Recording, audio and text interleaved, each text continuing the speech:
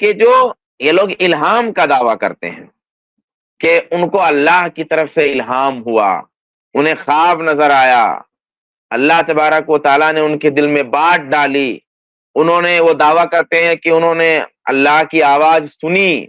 تو اصل میں ان کا تعلق اللہ سے نہیں شیطان سے ہوتا ہے، کیونکہ کوئی بھی ایسا الہام جس میں کچھ کرنے اور نہ کرنے کا حکم ہو، ایسے الہام کا دروازہ ہمیشہ کے لیے بند ہو گیا۔ اور کمال یہ ہے کہ علماء سلف نے تو کہا ہی ہے، میں کہتا ہوں ایک ایسے شخص نے بھی یہ بات کہی ہے جو بڑا مختلف فی ہے، اور علماء سلف میں بہت سارے لوگوں نے اس کی تکفیر بھی کی ہے اور اس کی تبدیع اور تفسیق کی ہے، اہل بدعت کے یہاں بہت مقبول ہے۔ محی الدین ابن عربی، یہ صوفی، یہ بھی جو ہے الفتوحات میں کہتے ہیں کہ من قال ان اللہ تعالی امرہ بشیء، کہ جو یہ کہے کہ اللہ تعالیٰ نے اسے کسی چیز کا حکم دیا، فلیس بصحیح، فلیس ذالک صحیح، تو یہ بات صحیح نہیں ہے، انما ذالک تلبیس، یہ تلبیس ہے، ابلیسی کام کر رہا ہے، وہ دھوکہ دے رہا ہے، جھوٹ بول رہا ہے۔ وَإِن كَانَ صَادِقًا فِي مَا قَالَ أَنَّهُ سَمِعَهُ، اور اگر وہ اپنی بات میں سچا ہے کہ اس نے واقعی سنا ہے، فَلَيْسَ ذَلِكَ عَنِ اللَّهِ، تو پھر وہ اللہ کی طرف سے نہیں ہے، وَإِنَّمَا هُوَ عَنِ إِبْلِيسَ، وہ ابلیس کی طرف سے ہے، فَظَنَّ أَنَّهُ عَنِ اللَّهِ، تو اس نے سمجھ لیا کہ اللہ کی طرف، یعنی بات سچ کہہ رہا ہے وہ، کہ اس کو کوئی آواز آئی، کچھ دیکھا، کچھ سنا،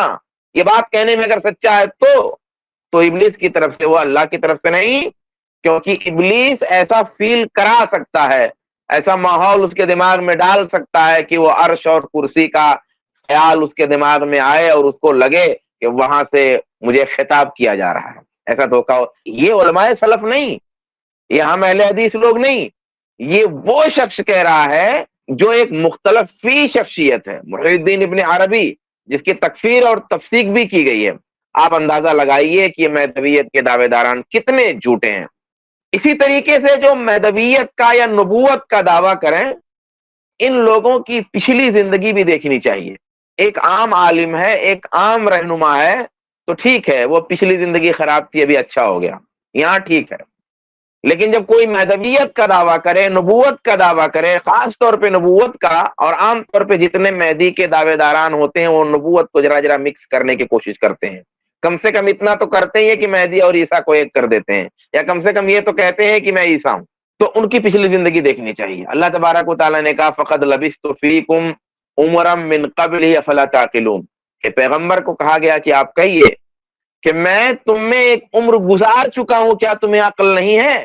یعنی میری زندگی تم نے دیکھی ہے کہ میری زندگی کیا ہے، میں سچ بولنے والا ہوں کہ جھوٹ بولنے والا ہوں، اس لیے بات کے دعویٰ کے لیے پچھلی زندگی کو دلیل بنایا۔ تو معلوم یہ ہوا نا کہ پچھلی زندگی اگر کتنے لوگ ایسے مہدویت کے دعوے دار ہیں، بھائی ان کا چہرہ نہیں شرعی اور ان کے اعمال نہیں شرعی، ان کے بہت ساری چیزیں شرعی نہیں، ٹھیک ہے، عام آدمی ہے، چلے ایک گنہگار آدمی ہے، ایک گنہگار اہل علم ہے، لیکن یہ کہ مہدویت کا دعویٰ کوئی کرے، نبوت کا کوئی دعویٰ کرے، اس کے ساتھ کوئی غیر شرعی چیز ہو، ایسا نہیں ہو سکتا۔ السلام علیکم ورحمۃ اللہ وبرکاتہ۔